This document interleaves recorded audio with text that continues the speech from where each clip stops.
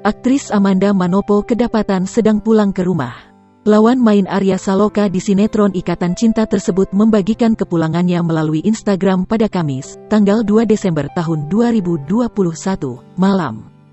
Kepulangan Amanda Manopo lantas menuai sorotan fans Ikatan Cinta.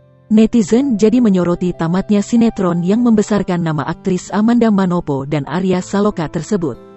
Amanda Manopo yang sukses memerankan tokoh Andin dan Arya Saloka yang memerankan tokoh Aldebaran dalam sinetron Ikatan Cinta tayangan RCTI itu.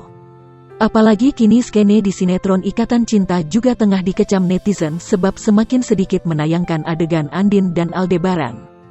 Kepulangan Amanda Manopo bertepatan dengan ulang tahun mantan kekasih Billy Syahputra tersebut yang jatuh pada tanggal 6 Desember tahun 2021 mendatang.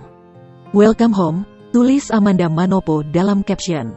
Dikutip banjarmasinpost.co.id, Jumat tanggal 3 Desember tahun 2021. Amanda Manopo menyampaikan perpisahannya dengan lokasi syuting.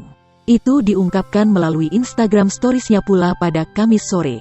Goodbye Bekat, ucapnya. Hal ini jadi sorotan netizen seperti yang ramai dibahas dalam kolom komentar postingan Instagram @officialklaklik dan @ikatancinta.mncp. Kamis, tanggal 2 Desember tahun 2021.